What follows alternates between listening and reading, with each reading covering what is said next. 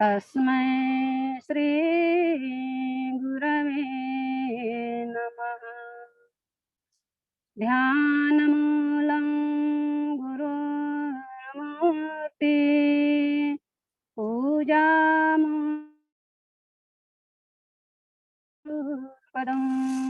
मोक्षमूलं गुरुर्वाक्यं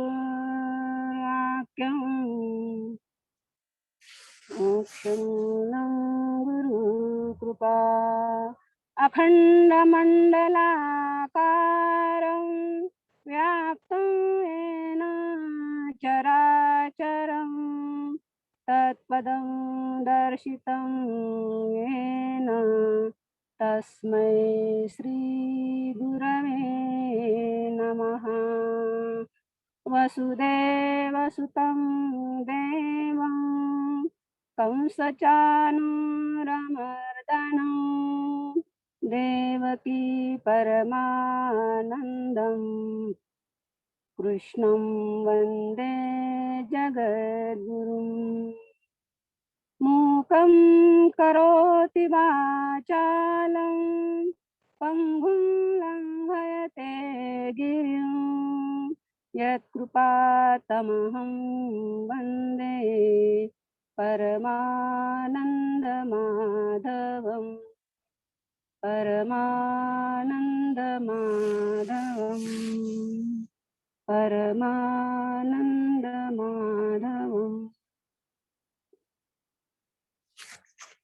सभी को फिर से प्रणाम। अभी जो पर्व चल रहा है, कार्तिक मास का पर्व चल रहा है, और ये कार्तिक मास में जितना हम अच्छा कार्य करते हैं उतना हमको पुण्य मिलता है। शास्त्रों में भी बताया है कि ऐसे पर्वों में तीर्थ यात्रा करते हैं, भगवत दर्शन करते हैं, मंदिरों में पूजा पाठ करते हैं, कुछ व्रत वैकल्य करते हैं, तो उसका पुण्य 1000 पट हमको 1000 गुना ज़्यादा मिलता है। तो हमने अभी इस कार्तिक माह में मेरे को भी एक सौभाग्य मिला है कि ये जो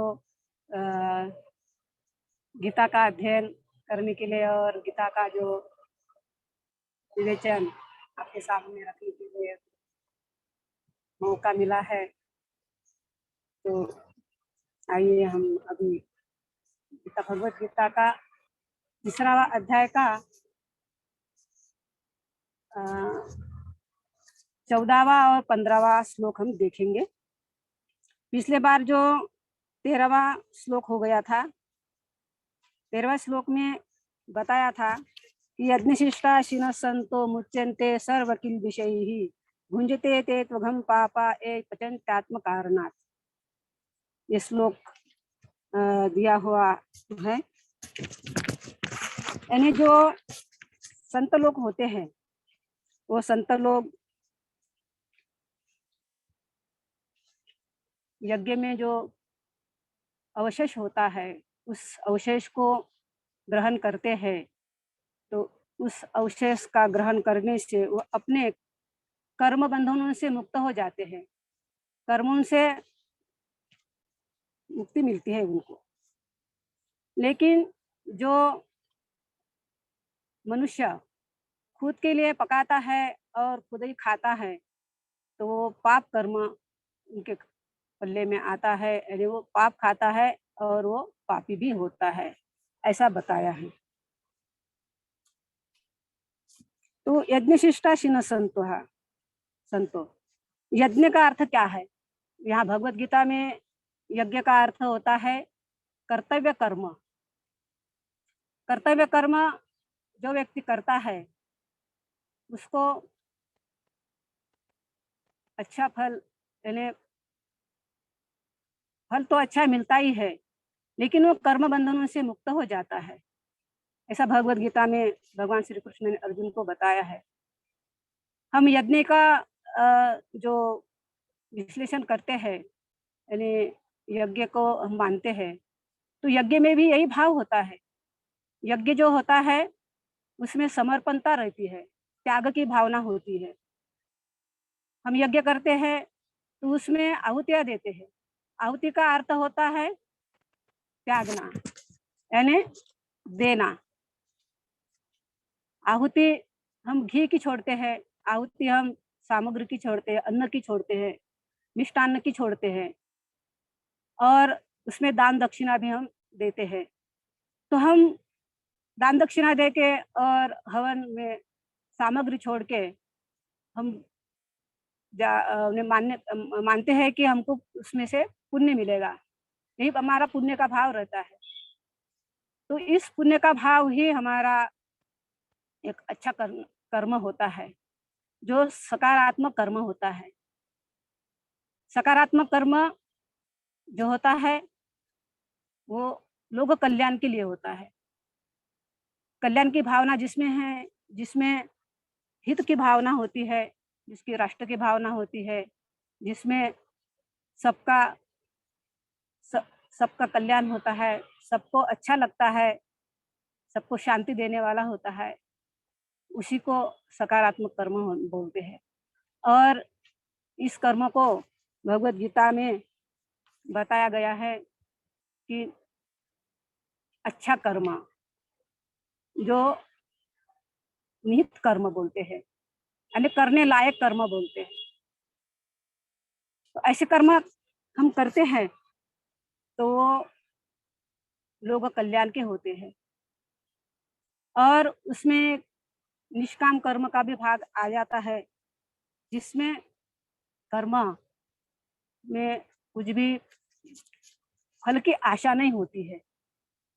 उसको कहते हैं निष्काम कर्म, यानी कर्म करने के बाद भी हम उसमें कामना नहीं रखते हैं, कोई भी फल की आशा नहीं रखते, इच्छा नहीं रखते हैं। तो ऐसा कर्म जब मनुष्य करता है, साधक करता है, तो कर्म बंधन से वो मुक्त हो जाता है। और वो जो कर्म होते हैं, हमारे 3 प्रकार के कर्म होते हैं हमारे जीवन में। एक संचित कर्म, एक प्रारब्ध कर्म और एक क्रियामान कर्म। ये तीनों कर्म से मुक्ति मिलती है, तीनों कर्म विलीन हो जाते हैं। और संचित कर्म जो होता है, वो संचित कर्म कामना से रहित, कामना न रखते हुए जो कर्म होता है, ऐसा कर्म करने से हमारा संचित कर्म विलीन हो जाता है, नष्ट हो जाता है। प्रारब्ध कर्म जो होता है, प्रारब्ध कर्म जो अच्छा और दुखद और सुखद जो फल मिलता है, जैसा हमने अभी कर्म किया है और कर्म प्रारब्ध में कहते हैं कि पिछले जन्म का हम कर्म लेके आते हैं, तो प्रारब्ध कर्म हो जाता है। उसको भाग्य कर्म में भी बोल सकते हैं। अच्छा फल देता है तो हमारा भाग्य है, और बुरा कर्म हो जाता है न, उसका दुखद जो फल मिलता है तो उसको प्रारब्ध कर्म कहते हैं। तो ये जो प्रारब्ध कर्म होता है, और वो प्रारब्ध कर्म हम उसमें जो कोई भी ये आता है, कर्म का जो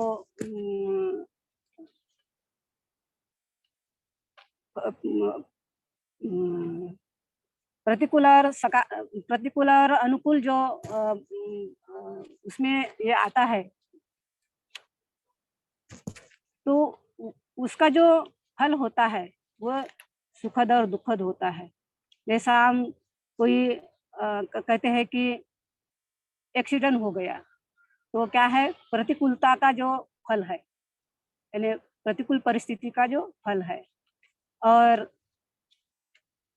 कोई हमारे जीवन में घर में कुछ कोई मर जाता है, कोई कुछ नुकसान हो जाता है, खेती वालों के लिए खेती का नुकसान हो जाता है, व्यापार वालों को लिए व्यापारों का नुकसान हो जाता है, घर में बीमार गिर जाते हैं, तो ये क्या है, दुखद फल हो जाता है। तो इसको हम प्रारब्ध ही कहेंगे। और जो सुखद होता है जैसा कोई हमको कोई धन मिल गया, अच्छा का हमारा व्यवहार व्यापार चल जाता है, अच्छी हमारी इस खेती की जो फसल आ जाती है और हमको किसी का मान सम्मान मिल जाता है।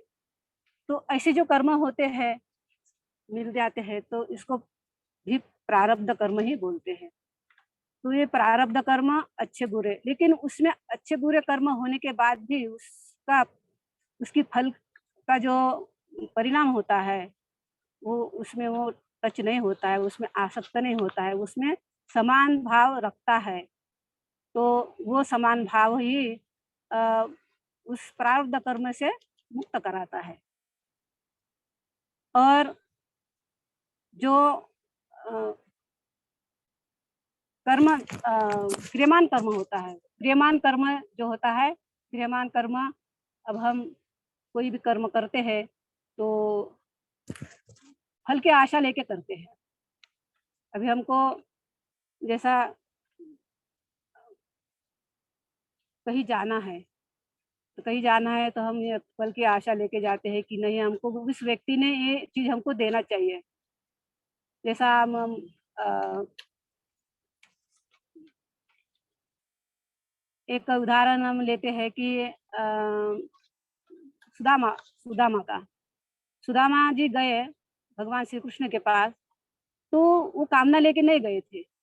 उनकी पत्नी बोल रही थी कि अपने भगवान के पास जाएँगे तो कुछ मिल जाएगा, तो अपना संसार में सुख समाधान आ जाएगा। तो वो कामना लेके जाने के लिए बोलती थी, लेकिन सुदामा जी कामना लेके नहीं गए।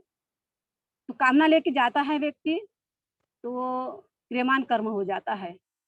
और जो कामना नहीं लेके जाता, कोई भी कामना यानी कोई भी आशा लेके, फल की इच्छा लेके नहीं करता है कोई कर्म, तो वो क्रियमान कर्म वहीं खत्म हो जाता है। तो ये जो निष्काम कर्म हम करते हैं, ऐसा जो कर्तव्य कर्म हम करते हैं, तो उसमें ये तीनों कर्म हमारे कट जाते हैं, यानी तीनों कर्मों का हमारे जीवन में प्रभाव नहीं आता है। तो यही भगवान यहाँ बता रहे हैं कि यज्ञ यानी कर्तव्य कर्म को करना। तो यही आगे में भगवान 14वें अध्याय में 14वें श्लोक में बताते हैं कि ये जो कर्म की जो श्रृंखला है, ये कैसी होती है, वो चक्र की जैसी होती है। अन्नाद् भवन्ति अ, अन्नाद् भवन्ति भूतानि पर्जन्याद् अन्नसम्भवः यज्ञाद् भवन्ति पर्जन्यो यज्ञकर्म समुद्भवः कर्म ब्रह्मोद्भवं विद्धि ब्रह्माक्षर समुद्भवम् तस्मात् सर्वगतं ब्रह्म नित्ययज्ञं प्रतिष्ठितम्। यानी अन्नाद् भवति भूतानि, यानी ये सब भूत जो है, प्राणी जो है, ये सब अन्न से निर्माण होते हैं। और अन्न जल से निर्माण होता है, वर्षा से निर्माण होता है। और वर्षा यज्ञ से होती है, और यज्ञ कर्मों से हम करते हैं, सकारात्मक कर्म जो होते हैं। अन्नाद् भवति भूतानि भूतानि पर्जन्याद् अन्न संभवः यज्ञाद् भवति पर्जन्य यज्ञकर्म समुद्भवः ब्रह्मकर्मोद्भवं विद्धि ब्रह्माक्षर समुद्भवं तस्मात् सर्वगतं ब्रह्म नित्यं यज्ञ प्रतिष्ठितम्। और ये कर्म किससे निर्माण हुए हैं? ब्रह्म से। यानी यहाँ भी ब्रह्म का अर्थ होता है यज्ञ, वेद वेद। और ब्रह्माक्षर समुद्भवम, और वो वेद कहाँ से निर्माण हुए हैं? ब्रह्म अक्षर, जो सच्चिदानंद स्वरूप परमात्मा हम जिसको बोलते हैं, वो है ब्रह्म अक्षर। तो भगवान अर्जुन को बोलते हैं कि तू ये सब समझ कि ये परमात्मा से ही यज्ञ निर्माण हुआ है, वेद निर्माण हुए हैं, और वेद निर्माण हुए हैं, वेद से ही यज्ञ निर्माण हुआ है, और यज्ञ से कर्म निर्माण हुआ है, कर्म से यानी पर्जन्य निर्माण हुआ है, और पर्जन्य से अन्न निर्माण हुआ है, अन्न से सर्वभूत निर्माण हुए हैं। अब हम यहाँ भूत यानी क्या, तो भूत यानी सारे सृष्टि में जितने भी प्राणी हैं वो भूत में आ जाते हैं। प्राणी यहाँ बताया है भगवद गीता में कि प्राणी यानी 4 खान हो जाती है प्राणी जैसा योनि भी बताते हैं उसको, अंडज, द्वारज, श्वेतज और उद्भिज, ये 4 खाने होती है। तो ये चारों जो खाने के जो भी प्राणी हैं सब अन्न से ही निर्माण हुए हैं। यानी अन्न जो मट्टी से निर्माण हो जाता है, तो कुछ कुछ प्राणी मट्टी ही सीधे खाते हैं, और जो मनुष्य प्राणी हैं वो मिट्टी से उपजा हुआ पेड़ पौधे उसमें से उपजा हुआ अन्न खाते हैं। लेकिन अन्न से सबका भरण पोषण होता है। कुछ प्राणी ऐसे हैं कि मांस खाते हैं, लेकिन मांस खाने वाले प्राणी जिससे मांस बनता है वो प्राणी भी पेड़ पौधे खाने से ही उसका भरण पोषण होता है, और पेड़ पौधे मिट्टी से निर्माण हो जाते हैं। तो ये मिट्टी का अर्थ होता है कि अन्न। तो इस अन्न से जो प्राणी है, प्राणी निर्माण होते हैं, और प्राणी से अन्न पानी से निर्माण हो जाता है। पानी यानी पर्जन्य, जो आकाश से पानी गिरता है उसको पर्जन्य कहते हैं। और पर्जन्य यज्ञ से होता है। यज्ञ हम जब करते हैं तो यज्ञ से ही पर्जन्य आता है। लेकिन यहाँ यज्ञ का अर्थ है कर्तव्य कर्म। यहाँ भी भगवान ने इस श्लोक में भी कर्तव्य कर्म का ही उपलक्षित किया हुआ है। तो अपने अपने जो कर्तव्य कर्म करता है, अर्जुन को यही भगवान बताते हैं कि तुम अपना कर्तव्य कर्म करो। कर्तव्य कर्म करने से तुम कोई भी इसमें चीज में कोई भी बंधन में तुम बंधित नहीं जाओगे। बंधन हमको जब हम कर्तव्य कर्म नहीं करते हैं, हम कर्ता भाव हमारे पास आ जाता है, हमारे दिमाग में आ जाता है, हमारे भाव में आ जाता है कर्ता भाव, तो उसमें हम बंधन में पड़ जाते हैं। बंधन में पड़ने के कारण फिर हमारा जन्म मरण भी शुरू हो जाता है, और ऐसे ही हम चक्र में हमेशा पड़ते रहते हैं, यानी इसी चक्र में हम घूमते रहते हैं। तो इस जीव को कर्म बंधन से मुक्त होने के लिए कर्तव्य कर्म ही महत्व का बताया है। कर्तव्य कर्म से हमको हमारे अंदर समता भाव आ जाता है। जब समता भाव आ जाता है तो हम बंधनों से मुक्त हो ही जाते हैं। सुख दुख का जो भाव आ जाता है, कोई सुख आता है तो हम एकदम उसमें खुल जाते हैं, कोई दुख आ जाता है तो हम उसमें मुरझा जाते हैं। तो मुरझना और फूलना, ये दो दो भाव से हम ऊपर उठना चाहिए। जब इस दोनों भाव से हम ऊपर उठ जाते हैं तो हम शांति को प्राप्त हो जाता है, सुख को, आनंद को प्राप्त हो जाते हैं। तो यहाँ यज्ञ का अर्थ कर्म અને कर्तव्य कर्म में दिया है। जिस अपना अपना कर्तव्य कर्म जब करते हैं तो सृष्टि भी अन्य प्रकृति भी हमको सहायता करती है। अब हम यहाँ एक उदाहरण देते हैं कि एक किसान होता है। किसान अपने खेत में देखता है कि बारिश का समय आया लेकिन अब बारिश नहीं आई है, और बारिश नहीं आई है, अब क्या करें। तो उसके दिमाग में आ जाता है कि अपन अपना कर्तव्य करें। अपना कर्तव्य कर्म हम करते हैं तो उसका फल देना भगवान के हाथ में है। ऐसा वो अपना दिमाग लगाता है और वो नांगर जोतना शुरू कर देता है। तो नांगर जोतता है तो मयूर जो होता है, मोर जो होता है, उसको लगता है कि अरे ये किसान बारिश ना आते हुए ही खेत में जोतना शुरू कर दिया है, ये कारण क्या है? तो कारण ढूँढते हैं। तो वो मोर को समझ में आ जाता है कि वो अपना कर्तव्य कर रहा है। तो मोर को भी लगता है कि हम भी अपना कर्तव्य करें, क्योंकि मोर का ऐसा होता है कि जब बादल गरजती है, तो वो मोर अपना आवाज़ शुरू कर देता है और नाचना भी शुरू कर देता है। तो उसके दिमाग में भी आया कि नहीं हम भी अपना कर्तव्य करें, तो वो भी अपना कर्तव्य करना शुरू कर दिया। उसने अपना टाहो फोड़ना शुरू कर दिया, नाचना भी शुरू कर दिया। तो फिर मेघराज को स आवाज़ गई इनकी मोर की, तो मेघराज बोलता है कि अरे! ये मोरों को क्या हो गया? अभी तो हम गरजे नहीं हैं और गरजे नहीं हैं और इन लोग नाचने लगे, टाहो फोड़ने लगे यानी आवाज़ करने लगे, कारण क्या है? तो उनको भी लगा कि ये अपना कर्तव्य निभा रहे हैं, चलो हम भी अपना कर्तव्य निभाएँगे।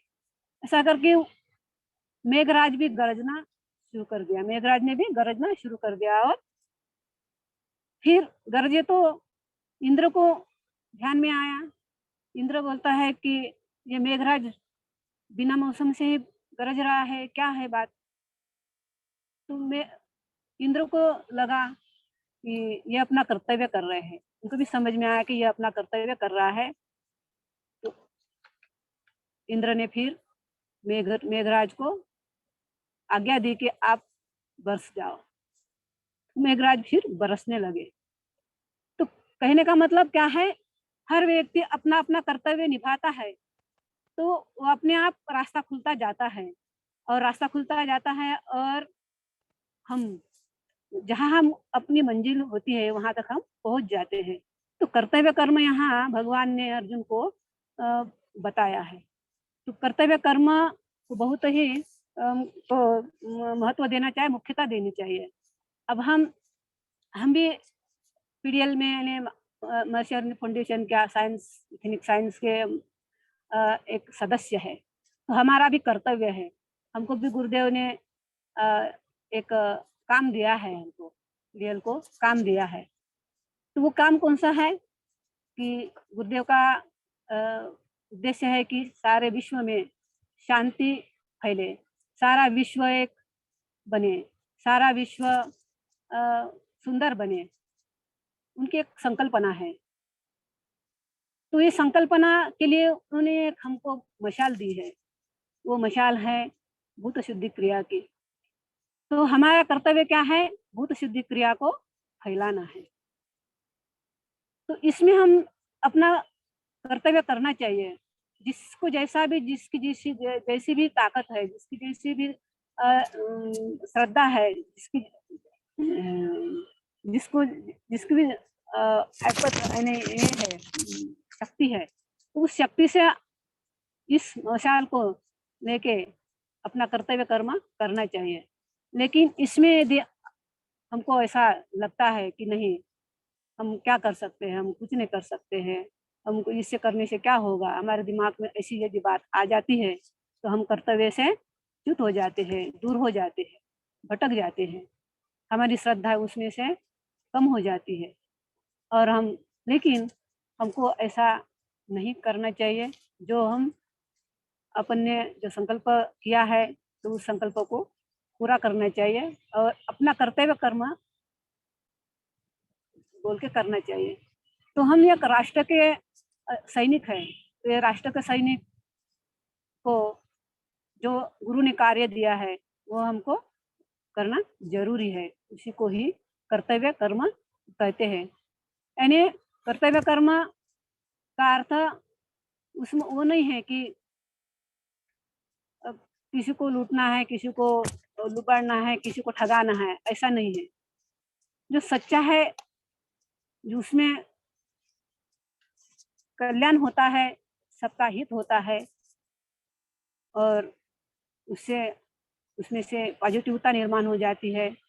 तो ऐसा जो कर्म होता है, और उसमें हम अपना निष्काम भाव रखते हुए वो करते हैं, तो हमारा वो कर्तव्य कर्म सफलता में आ जाता है।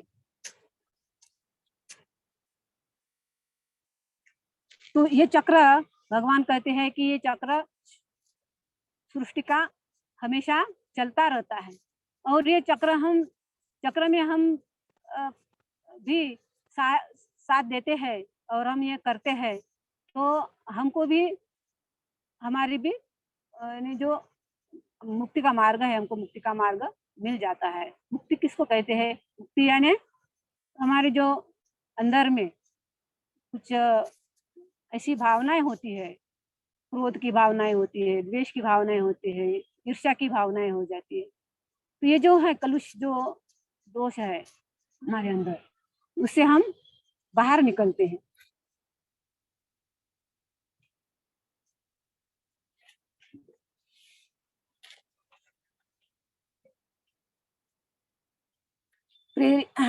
भगवान ने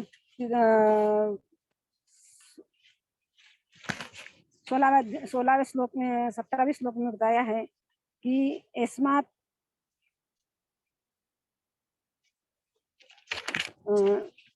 16वें श्लोक में बताया है, एवं प्रवर्तितं चक्रं नानुवर्तयति यः अघायुरिन्द्रिया रामो मोघं पार्थ स जीवति।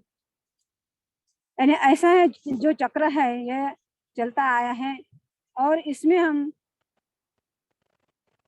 चक्र में हम लिप्त नहीं होना चाहिए।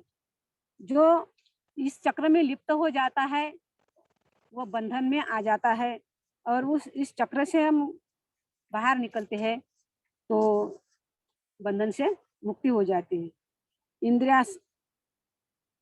इंद्रियासक्त यानी इंद्रियों में आसक्त जो व्यक्ति होता है, वो व्यक्ति कभी इससे ऊपर नहीं उठ सकता है।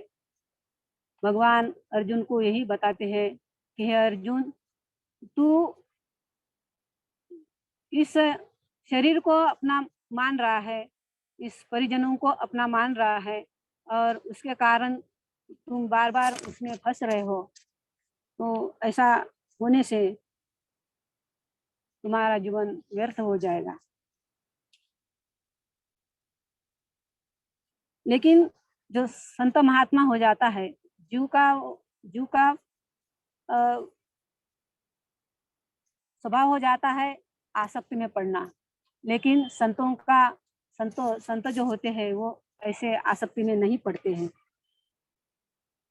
परी आत्म्यात जो खेळे आत्मा भोगून तुप्त जो आत्म्यामध्ये संतुष्ट त्याचे कर्तव्य संपले, ऐसा भगवत गीता में 17वें श्लोक में बताया गया है कि यस्वात्मतिरेवेश्यादात्मतृप्तश्च मानवः आत्मन्येव च संतुष्ट तस्य कार्यं न विद्यते। यानी जो आत्मा में खिलता है, यानी अपने आत्म स्वरूप में हमेशा रहता है, वो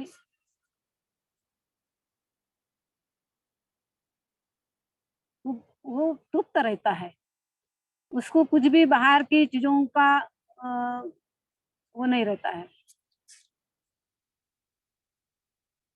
और वो हमेशा संतुष्ट रहता है। और ऐसे जो संतुष्ट व्यक्ति है उसका कर्तव्य भी खत्म हो जाता है। यहाँ कर्तव्य कर्म का बहुत बड़ा ये हो जाता है।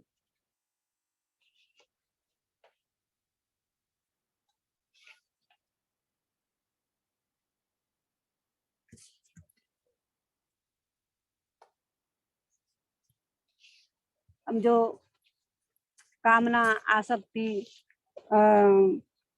में लिप्त हमेशा रहते हैं, तो उससे हमारी अधोगति हो जाती है, और उसके कारण हम पाप कर्म में हमेशा लिप्त हो जाते हैं। हमको इससे निकलना ज़रूरी है। और उसमें जो समता भाव आ जाता है, तो समता भाव से मनुष्य दूर होता है, यानी जो पाप कर्मों से दूर हो जाता है। उनको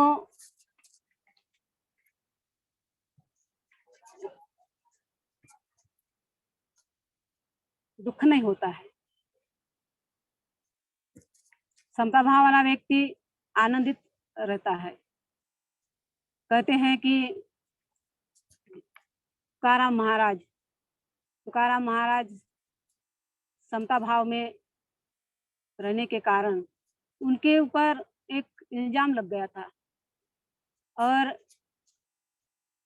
इल्ज़ाम में ऐसा बताया गया पंडित लोगों ने, ये जो ब्राह्मण लोग थे उस काल के, तो उनके अंदर ईर्ष्या भाव, द्वेष भाव, तुकाराम महाराज की जो प्रगति देख के उनके अंदर द्वेष भावना निर्माण हो गई थी कि तुकाराम महाराज कुछ भी पढ़े लिखे नहीं हैं, और पढ़े लिखे न रहने के बाद भी इनकी वाह-वाह हो रही है, इनकी स्तुति हो रही है, इनको ही लोग मानते हैं और इनके कथा कीर्तनों में जाके बैठ जाते हैं।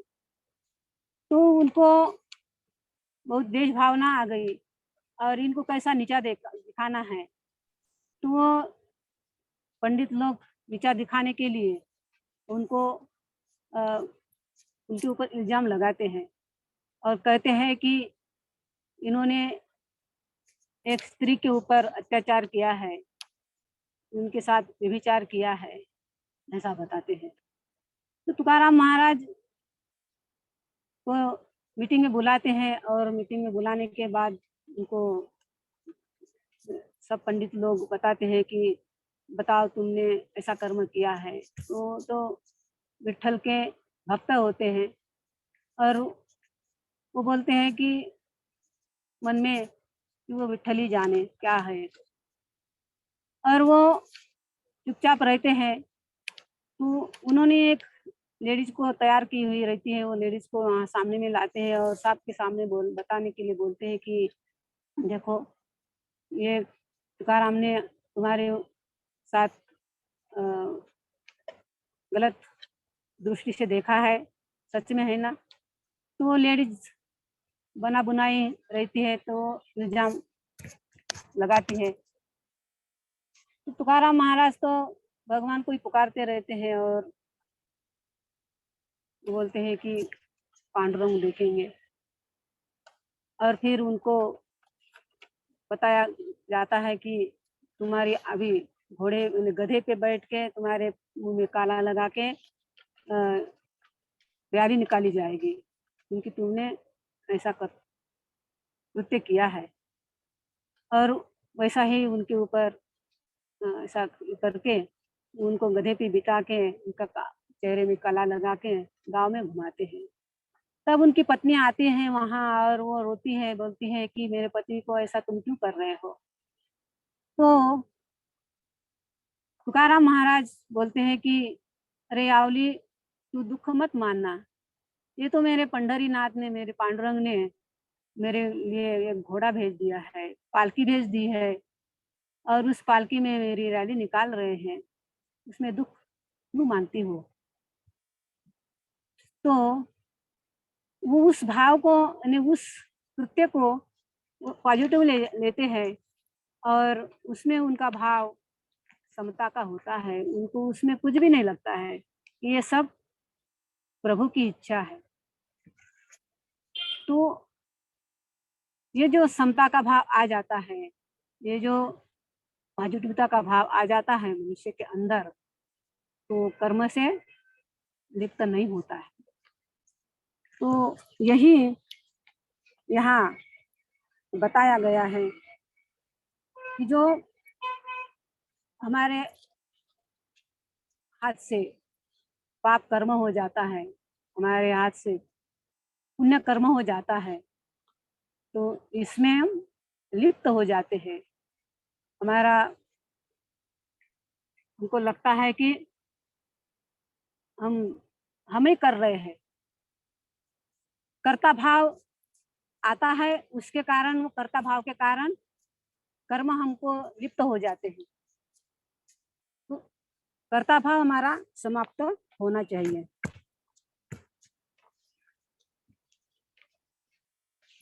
ये चक्र हमेशा चलता ही रहता है।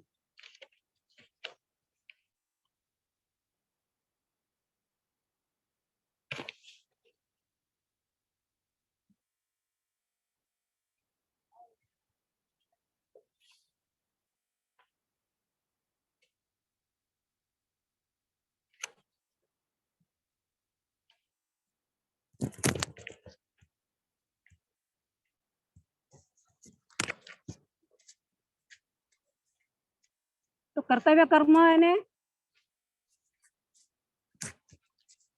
त्याग की भावना। जब त्याग की भावना हो जाती है तो वहाँ यज्ञ निर्माण हो जाता है। एक बृहद अरण्यक उपनिषद में बताया गया है, यानी जो यज्ञ की भावना जो हमारे अंदर, यानी कर्तव्य कर्म की जो भावना आती है, तो कर्तव्य कर्म की भावना हमारे अंदर कैसी होनी चाहिए। तो कर्तव्य जब निर्माण हो जाता है तो वहां देना ही देना रहता है, उसमें लेने की भावना नहीं होती है। सृष्टि हमको हमेशा देती रहती है, तो हमारा ये देने का भाव हमेशा हमारे अंदर होना चाहिए। जब देने का भाव हो जाता है तो 1000 पट से हमको मिलता भी है। तो एक बृहदारण्य उपनिषद में कथा आती है कि जो प्रजापति ब्रह्मा जी, इन्होंने सृष्टि में देवों को निर्माण किए हैं, दानवों को निर्माण किए हैं और मानवों को निर्माण किया है। तो उन्होंने उनको एक अक्षर यानी दीक्षा का शब्द शब्द दे दिया है। द का अर्थ तुम क्या क्या निकालते हो, द तुम्हारा एक मंत्र हो गया। तो देवों को लगा कि द से हमको क्या करना चाहिए, तो उन्होंने द से दमन का अर्थ निकाला। क्योंकि देव क्या होते हैं, देव बहुत ही भोगी होते हैं, यानी उन्होंने जो पुण्य कर्म किया, व्यक्ति ने जो, मनुष्य ने जो पुण्य कर्म किया हुआ रहता है, उसको फिर कहते हैं कि स्वर्ग में जाके बहुत सुख सुविधा मिल जाती है भोगने के लिए, और उससे वो बढ़िया भोगता रहता है। तो देवों का काम इतना ही है कि भोगने का काम है। उस वहाँ कर्तव्य कर्म की कुछ जरूरत नहीं रहती है, कर्म की जरूरत नहीं होती है, और वो भोगता ही रहता है। तो उनको द अक्षर से उन्होंने अपना एक उद्देश्य ले लिया कि हमको दमन करना चाहिए, हमारे जीवन में दमन होना चाहिए। और फिर राक्षस लोगों ने द का अर्थ निकाला कि हमको दया करनी चाहिए, क्योंकि हम बहुत ही निर्दयी है। जो भी आता है उसको हम मारना काटना और बस लूटना पाटना, यानी राक्षसों का स्वभाव हो जाता है। आज भी हम देखते हैं मनुष्य का जो स्वभाव होता है, जो मारने का, काटने का, लुबाड़ने का, ठगाने का, चोरी करने का, तो ये जो भाव हो जाता है, ये क्या है, राक्षस का भाव हो जाता है। और इसमें लोगों का कल्याण नहीं होता है, इसमें सबका हित नहीं होता है, अहित होता है। यानी सब सारे दुखी हो जाते हैं। तो उनको लगा कि हमको तो से दया करना चाहिए, हम निर्दयी है, दया करना चाहिए। तो उन्होंने द से दया का अर्थ निकाला और मानव ने द से दान का अर्थ निकाला, क्योंकि मानव ये बहुत ही लोभी होता है। मानव को जितना भी हमको हम दे तो वो कभी भी कम नहीं मानता है, उसको उसकी आशा बढ़ती जाती है, अपेक्षा बढ़ती जाती है, इच्छा बढ़ती जाती है, लालसा बढ़ती जाती है। एक बिल्डिंग हो गई तो वो दूसरी बिल्डिंग करने के लिए तैयार हो जाता है, लेकिन उसको संतुष्टि कभी नहीं मिलती, समाधान कभी नहीं मिलता है, वो उसका बढ़ता ही जाता है। एक खेती ले लिया तो वो बोलता है नहीं हम दूसरी खेती लेंगे, 5 डिसमिल जगह लिए लिए तो हम अभी 100 डिसमिल लेंगे। यानी एक घर है तो हम दूसरा घर बनाएंगे, एक गाड़ी है तो हम दूसरी गाड़ी लेंगे। यानी उसकी लालसा बहुत ही बढ़ती जाती है। यानी मनुष्य क्या है, लोभी लालची होता है। तो इसमें से हम दान करेंगे, दान की भावना हम रखेंगे अपने अंदर। तो तीनों ने ही अपना द का अर्थ कर दिया। देवों ने दमन और दानवों ने दया और मनुष्य ने दान। तो ये जो द का अर्थ हम निकाले हैं, तो इससे हमको क्या करना चाहिए, हमारा क्या है उसका अर्थ, उसमें हमारा मतलब क्या है कि हमारा कर्तव्य क्या है। जो कर्तव्य हमको समझ में आना चाहिए, जब कर्तव्य हमको समझ में आ जाता है तो हम अपने जीवन में अच्छी तरह से हम अपना जीवन सुलभता से निभा सकते हैं और कर्तव्य निभा सकते हैं। और हमारा जो लक्ष्य है, हमारा क्या लक्ष्य है कि स्वयं की पहचान, स्वयं की पहचान उसमें हो जाती है।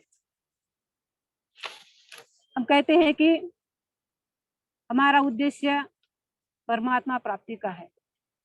तो परमात्मा प्राप्ति कैसी होगी? हम अपना कर्तव्य भूल के, हमारा कर्म भूल के हम परमात्मा प्राप्ति नहीं कर सकते हैं। हमको इस धरती पे आने के बाद जो व्यक्ति आया है तो उसका कर्तव्य कर्म, माता पिता है तो माता पिता की सेवा करना है। और जब छोटा बच्चा रहता है तो माता पिता की फर्ज क्या रहता है, कर्तव्य क्या रहता है कि बालक की सेवा करना। तो हर व्यक्ति का कुछ न कुछ कर्तव्य होता है। जब हम विद्या लेते हैं तो विद्या लेने के बाद समाज में उस विद्या को फैलाना, यह हमारा कर्तव्य होता है। कोई जो डॉक्टर होता है तो डॉक्टर का कर्तव्य क्या होता है कि समाज की सेवा करना, रोगी की सेवा करना, यह कर्तव्य उसका होता है। कोई इंजीनियर है तो वो भी अपना कर्तव्य, अपने जो अ, विद्या के अनुसार वो कर्तव्य अपना करता है। तो ये हर व्यक्ति का कर्तव्य होता है। वो तो ऐसा ही भगवान ने अर्जुन को बताया है कि तुम्हारा जो कर्तव्य है, वो कर्तव्य क्या है? क्षत्रिय का तुम्हारा कर्तव्य है जो समाज समाज का समाज की समाज का रक्षण करना है। तुम बोल रहे हो कि मैं कर्तव्य से दूर हटूंगा, नहीं बनेगा, और मैं सन्यासी हो जाऊंगा तो नहीं बनेगा। सन्यासी का कर्तव्य जो होता है वो घर बार छोड़ के और वहाँ भी वो अपना अपने अपने को पहचान लेता है, अपनी प्रगति करता है, अपने आत्मा तत्व तक चला जाता है और वो समाज को ज्ञान देता है। लेकिन तुम तो क्षत्रिय हो, तो क्षत्रिय होने के कारण तुम्हारा कर्तव्य है कि हाथ में शस्त्र लेना और शस्त्र लेके अपने देश की सेवा करना। तो ये तुम अपने कर्तव्य से दूर जाओगे तो ये नहीं हो सकता है। इसलिए अर्जुन को बार बार भगवान अपने कर्तव्य का बोध दे रहे हैं और कर्तव्य को निभाने के लिए बता रहे हैं। और कर्तव्य से ही मनुष्य सिद्धि को प्राप्त होता है। आगे में उन्होंने भगवत गीता में उदाहरण दिया है जनक राजा का कि कर्म द्वारा सिद्धि स पावले जनकादिक करी तु कर्म लक्ष्मी लोक संग्रह धर्म ही।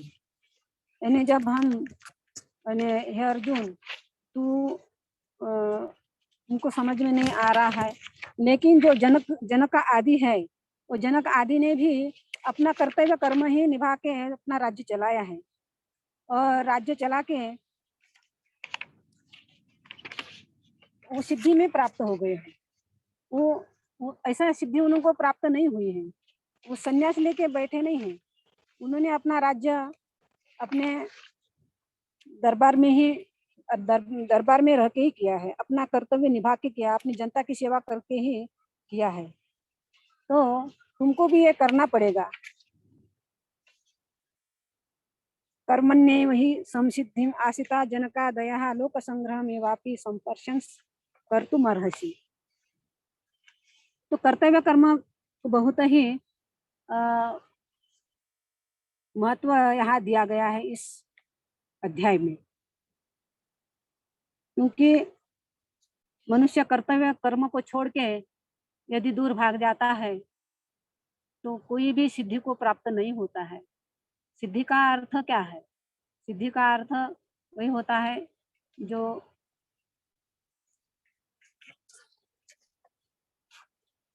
फल मिलता है। यानी कोई भी हम काम करते हैं तो उसका फल यानी जो लास्ट में मिलता है। जैसा परीक्षा होती है बच्चों की, विद्यार्थी की परीक्षा होती है तो विद्यार्थी परीक्षा देता है और लास्ट में उसका यानी फेल और पास का रिजल्ट आता है।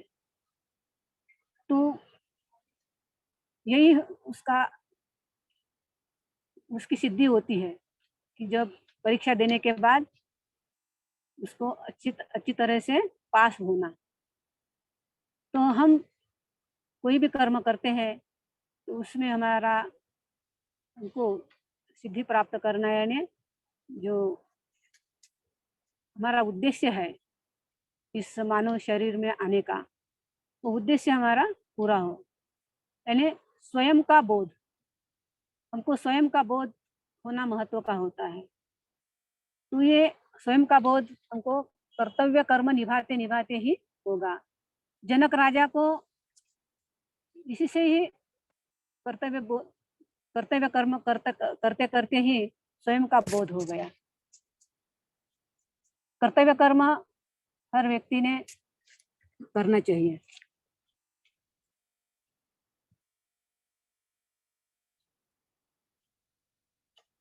भगवान कहते हैं कि मैंने भी अपना कर्तव्य कर्म निभाया, मैं भी यहाँ इस जगत में अवतार लेके आया तो मैं भी अपना कर्तव्य कर्म ही कर रहा हूँ, क्योंकि किसी को कर्तव्य कर्म ने छोड़ा नहीं है, कर्म ने छोड़ा नहीं है। लेकिन जो कर्तव्य कर्म को मानता है, करता है, तो वही सिद्धि को प्राप्त होता है। नीच कर्मी न वागे न जय आयस झाडून सर्वता लोक घेतील माझे वर्तन ते मग। हे अर्जुन, तू अपना कर्तव्य कर्म छोड़ के यदि तू भटक जाओगे, भटक जाएंगे, तो लोग भी तुम्हारा ये देख के कर्तव्यच्युत हो जाएंगे। क्योंकि घर में भी एक आदमी बड़ा उन्हें व्यक्ति हो जाता है, इन्हें माता पिता सबसे बड़े हो जाते हैं, प्रमुख हो जाते हैं घर के। और वो व्यक्ति यदि अच्छे बर्ताव नहीं करते हैं, गुस्सा करते हैं, हमेशा गाली देते हैं और दुष्ट काम करते रहते हैं, तो उसका उनका देखते हुए छोटे व्यक्ति भी वैसा ही देख करते हैं। तो और अपने कर्तव्य को नहीं करते हैं, तो ऐसा ही तू भी वैसा ही करेगा, क्योंकि तू एक श्रेष्ठ व्यक्ति हो। भगवान ने पांडवों में अर्जुन को ही श्रेष्ठ माना गया है।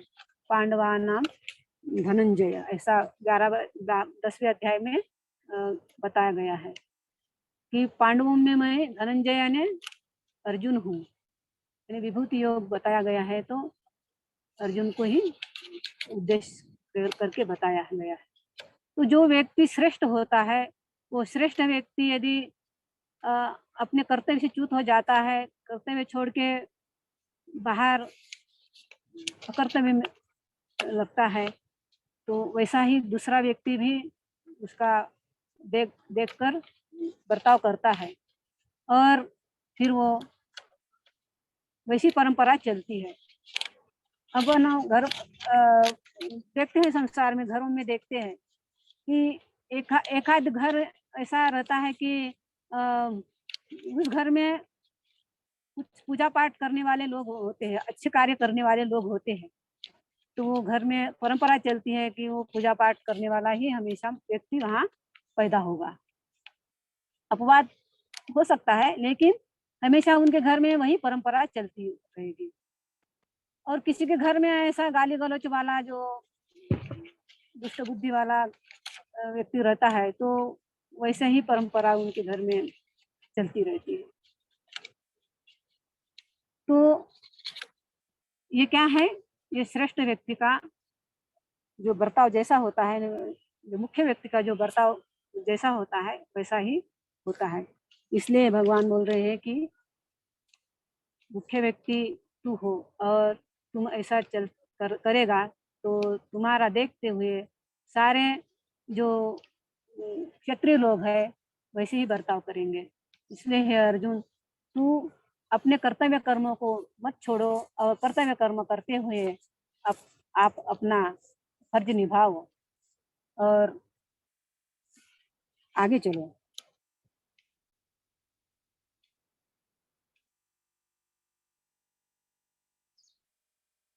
और ये जो कर्म तुम कर रहे हो, तो ये मैं कर रहा हूँ ऐसा नहीं मानना है।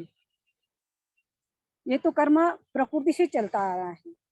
27वां श्लोक में बताया गया है भगवान ने कि कर्मे होता तही सारी प्रकृतीच्या गुणामुळे अहंकार बळे मूढ करता मिहेची घेत असे, ऐसा 27वां श्लोक में भगवान ने बताया है। प्रकृति क्रियमाणानि गुणै कर्माणि सर्वशः अहंकार विमूढ़ात्मा करता हमिति मन्यते। ये जो कर्म प्रकृति से होता है और तुम उसमें अपना भाव लगा रहे हो, कर्ता भाव लगा रहे हो, इसके कारण तुम फिर से बंधन में जा रहे हो और तुम अपना अहंकार बढ़ा रहे हो। अहंकार बढ़ने के कारण मनुष्य और उस कर्मों के बंधनों में आ जाता है। मनुष्य ज्ञानी होता है, लेकिन ज्ञान का यदि अहंकार होता है उस ज्ञानी को, तो उसका ज्ञान वो कवड़ी का हो जाता है।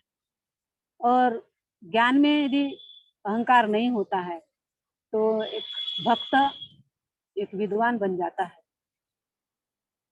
और वो कर्म बंधनों से भी छूट जाता है। तो अहंकार अहंकार नहीं होना चाहिए। अहंकार होता है तो वहाँ कर्ता भाव आ जाता है कि ये मैंने किया है, ये मेरा है, मेरा रहने के कारण ही हो रहा है और मैं नहीं रहूँगा तो ये सब नष्ट हो जाएगा। यानी वो भ्रम बुद्धि में चला जाता है, भ्रमिष्ट हो जाता है अहंकार के कारण। हम बड़े-बड़े लोगों का चरित्र पढ़ते हैं, इन्हें जैसा रामायण में रावण का चरित्र हम देखते हैं कि रावण इतना विद्वान था, इतना ज्ञानी था, ब्राह्मण कुल का था, लेकिन उसको इतना अहंकार था, अहंकार के कारण अपने इतनी सोने की जैसी नगरी को भी उद्ध्वस्त कर दिया, राख कर दिया। तो जो व्यक्ति अहंकार में आ जाता है, तो उसका पूरा नाश ही नाश हो जाता है। तो ऐसा अहंकार किस काम का? तो ये अहंकार हमको क्यों आता है? कर्ता भाव रहने के कारण। हमारे अंदर कर्ता भाव पूरा पिघल जाना चाहिए, कर्ता भाव नहीं रहना चाहिए। कर्ता भाव समाप्त हो जाता है, तो कहते हैं कि मूंगी साकर एचा रवा, यानी चींटी जो होती है, वो चींटी शक्कर ही शक्कर खा सकती है, यानी छोटी-सी होती है वो और उस चींटी नम्रता का यानी अपना छोटा भाव करके रख रहती है हमेशा, तो उसको शक्कर ही शक्कर खाने के लिए मिल जाती है। तो कहीं से भी बुलक जाएगी और वो शक्कर ही खाएगी। तो ऐसा हमारा भाव होना चाहिए। हम बड़े विद्वान रहने के बाद भी हमारा हम छोटे होके रहना चाहिए, नम्र होके रहना चाहिए। तो उसमें हमारा कर्ता भाव निकल जाता है और हम जहाँ-वहाँ से हम गुणों को इकट्ठा कर सकते हैं। यानी वो तुकाराम महाराज ने जो चींटी का उदाहरण दिया है, तो ये चींटी क्या करती है? शक्कर को चुनती है, यानी मनुष्य को गुणों को चुनने की दृष्टि आ जाती है। अहंकार जिसको नहीं रहता है, तो हमेशा कर्ता भाव से निकल जाता है और वो गुणों को ही अपनाता रहता है और जो गुणों को लेता है, वो कभी उसके अंदर दुर्गुण नहीं आते हैं। दुर्गुण जिसके अंदर नहीं रहेंगे, वो हमेशा प्रगति पथ पर ही रहेगा। वो अपने स्वयं तक चला जाए। स्वयं तक जाने के लिए दुर्गुणों का निरासन करना ज़रूरी है। हमारे अंदर एक भी दुर्गुण रह जाता है, तो हम स्वयं तक पहुँच नहीं सकते हैं। अपने तत्व तक नहीं पहुँच सकते हैं। खुद तक पहुँचने के लिए एक भी अवगुण हमारे अंदर नहीं रहना चाहिए और एक भी अवगुण रहता है, तो हम अधोगति में चले जाते हैं और हमारा जो स्वयं का अध्ययन होता है, स्वयं तत्व होता है, वहाँ तक हम नहीं पहुँच सकते हैं। इसलिए कर्तव्य कर्म को ध्यान देते हुए हम अपने दुर्गुणों को, अहंकार को निरासन करें और अपना अपना जो स्वरूप है, अपने स्वरूप तक चले। यही इस भगवत गीता के तीसरे अध्याय में बताया गया है कि ये चक्र तो चलता रहेगा, इस चक्र में हमको लपेट के रहना नहीं है और हम अपना कर्तव्य कर्म करते हुए आगे बढ़ता रहना चाहिए।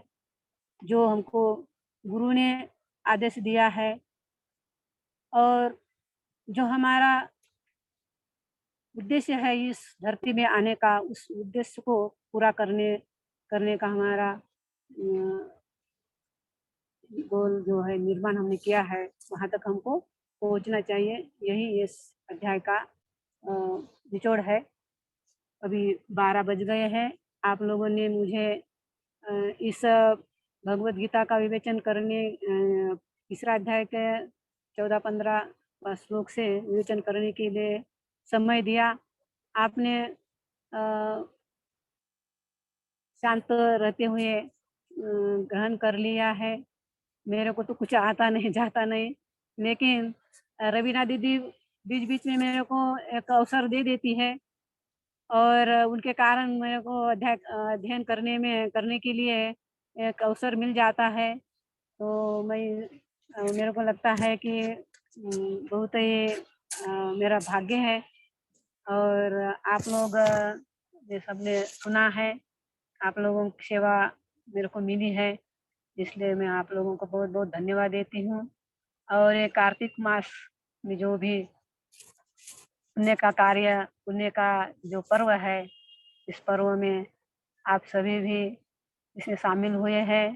आप लोगों का भी पुण्य बढ़ा, हमारा भी भाग्य उ उदय में आया, ऐसा मैं अ, आशा करती हूँ। और आज का जो इस भगवत गीता का विवेचन है, वो समापन करती हूँ। धन्यवाद, धन्यवाद। शांति पाठ। भाई आपने बहुत अच्छा बताया, थैंक यू। आप लोगों की कृपा। शांति पाठ करते हैं, सभी लोग हाथ जोड़िएगा। ॐ पूर्णमदः पूर्णमिदं पूर्णात् पूर्णमुदच्यते पूर्णस्य पूर्णमादाय पूर्णमेवावशिष्यते। ॐ शान्ति शान्ति शान्तिः।